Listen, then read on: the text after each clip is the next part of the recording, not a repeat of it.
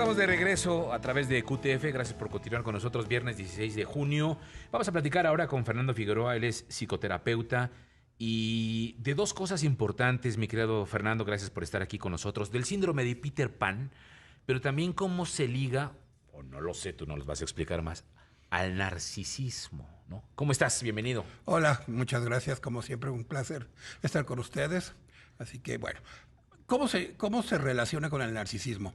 Básicamente, el síndrome de Peter Pan fue el nombre norteamericanizado que se le puso al síndrome, pero en realidad se trata de un trastorno narcisista mayor y básicamente tiene que ver con aquella capacidad que el sujeto desarrolla a través de la formación en su infancia y gracias a una madre monstruosa y un padre ausente que termina por arruinarle la vida, pero se la convierten en una vida perfecta. O sea, una monstruosa. Así es. A ver, espera, un poquito más lento. Yo ahí me perdí. ¿Cómo una vida monstruosa? No, que una se Una madre. madre monstruosa. Una madre Una monstruosa. mamá Así es. monstruosa.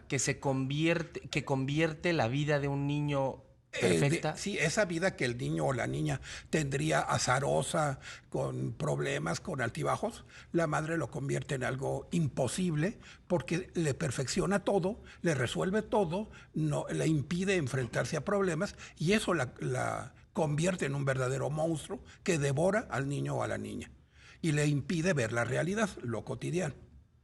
Ok. En eso radica el problema. Y entonces el niño se vuelve narcisista. No, el niño desarrolla una serie de mecanismos a través de los cuales se sobrepone a la voluntad de los demás o se impone sus actos y deseos sobre los demás y termina por perfeccionar un sistema articulado del pequeño tirano. Eso es lo que te iba a decir. ¿Es lo mismo ser tirano que ser narcisista? No, no, digamos que la forma elaborada, la forma acabada del narcisismo, la forma folclórica, si se quiere, es el tirano, el pequeño tirano, que en otros casos se le nombra como el niño emperador, que es exactamente lo mismo. Mi querido doctor, yo tengo una pregunta. ¿Por qué el nombre Peter Pan? O sea, ¿qué tiene que ver el personaje de un niño que se quiere quedar niño para siempre Cosa que no es rigurosamente cierta. con el narcisismo? Es decir, este tipo de titulaciones que se le dan a los síndromes se han ido tomando de la psicología norteamericana, que es psicología del yo, pensando que es más sencillo para la comprensión de los parientes o de los propios pacientes lo que tienen.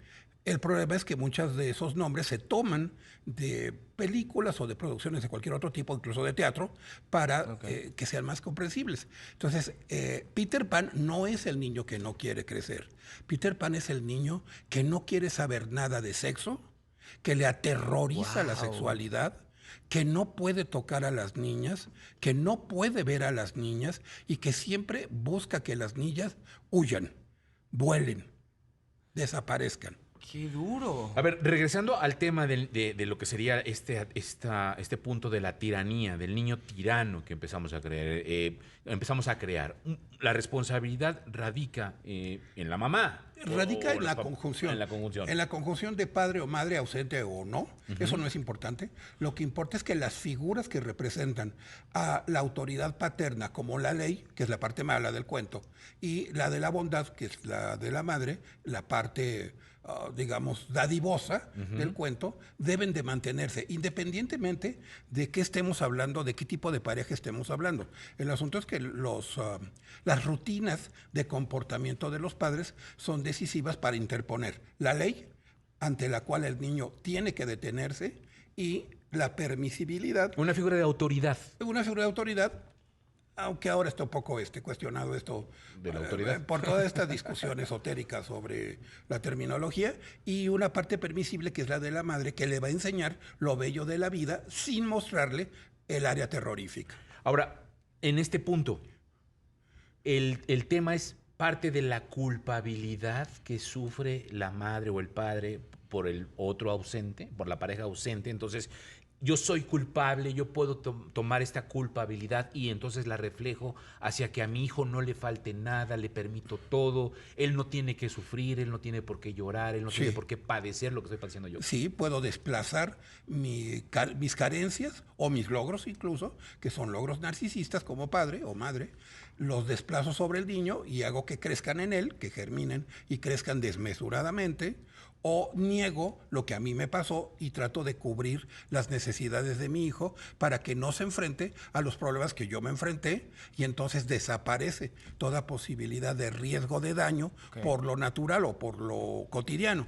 O bien puedo incluso trastocarle los valores y hacerle ver cosas buenas como malas y viceversa. Mi querido doctor, he tenido historias con lo que me estás contando bastante cercanas relacionado a todo lo que estás diciendo. Yo tengo una pregunta. Supongo que puede haber dos caminos en el privar a tu hijo de la vida, se podría decir. De acuerdo, Diego. El primer camino puede ser el que te vuelvas este niño con falta de seguridad, que alejes a las mujeres, pero el otro puede ser tratar de romper esas cadenas y volverte todo un rebelde. Sí, efectivamente. ¿De qué depende? ¿Qué camino tomas? Del éxito de la madre monstruosa, independientemente de que la madre monstruosa se trate de mamá, es decir, de una mujer, o se trate de un papá que viene al lugar de la mamá, que este es un problema que se está generando ahora. Es decir, esta idea de que las mujeres desean varones que sean proactivos, cooperativos, bondadosos, generosos, o sea, lo que quieren es una mujer. Y las mujeres y los varones lo que quieren es mujeres proactivas que contribuyan con el gasto, o sea, lo que quieren es un hombre. Al trastocar ese tipo de usanza tradicional de la cultura, porque es a través de la cultura que se siembra todo esto, es cuando aparecen estos problemas. A ver, dice aquí, preguntas del público, ¿también es un miedo a crecer o a no querer madurar? ¿Cómo detectarlo? ¿Este síndrome lo tenía Michael Jackson? Esto, de Michael Jackson no lo sabemos porque se ha dicho un sinnúmero de cosas. No tiene mucho sentido tomarlo como un ejemplo. Okay. Pero lo que sí, ¿cuándo encontramos elementos suficientes? En el momento en que el niño o la niña se niega a hacerse responsable de las repercusiones de sus actos. Es decir, la enfermedad, por decirlo de alguna manera, se puede manifestar a partir de los 14 años, cuando después de que toma su gatito, su mascota, y decide que es importante patearlo, romperlo, hacerlo pedazos y hacerlo sangrar, y que no se preocupa, y la madre dice, ay, no te preocupes, te compro tu gato y ya déjate de estar molestando. Ahí se siembra para siempre el problema de Peter Pan. Yo tengo uno, perdóneme, doctor, por la interrupción, pero en corte a todo el público que nos está escuchando, estábamos hablando justamente de lo que era este síndrome antes y después de la pandemia. Efectivamente. ¿Qué cambió?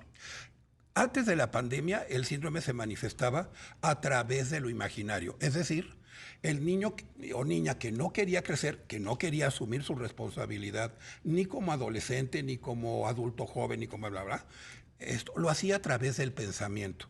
Y se negaba sistemáticamente a hacer las cosas, pero no pasaba de ahí.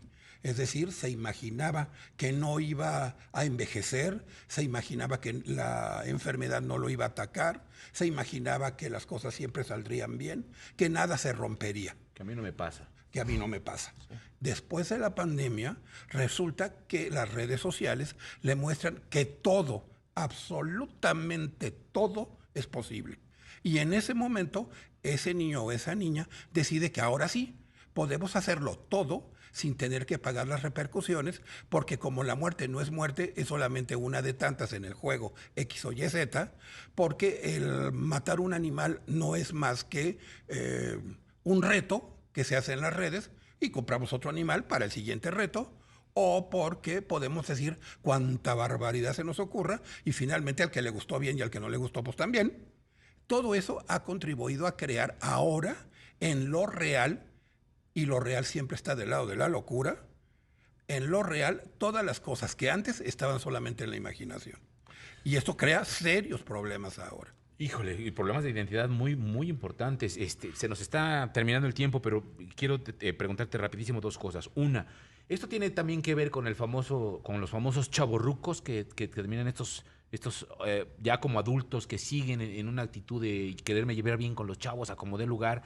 Y la otra, los problemas de identidad, por ejemplo, cuando nos encontramos con jóvenes que no les gusta que les digan ella o él y que terminan siendo el ella porque no encuentran esta parte. En ninguno de los dos casos tiene que ver con el trastorno. Es simplemente una manifestación del narcisismo. El narcisismo no es una enfermedad, es parte de cómo nos estructuramos para poder encontrar la individuación en cada uno de nosotros y ser diferentes de los demás. Pero cuando se exacerban esas diferencias y se defienden a ultranza, incluso atacando a la diferencia, entonces se convierte en un problema de narcisismo, a secas. Ok. Perdóneme, doctor, sus datos, Mándame. perdóname por la interrupción, Emilio. 5604-9848. ¿Está en redes sociales? Esto sí, en WhatsApp, y el número es 5531-543238. Ahí te pueden localizar. Ahí pueden localizar, me pueden mandar todo tipo de comentarios a favor y en contra. Siempre. Como siempre. Sí, así es. Siempre es un gusto platicar contigo. placer con mi ustedes querido también. Fernando Figueroa, psicoterapeuta, y ahí lo pueden localizar.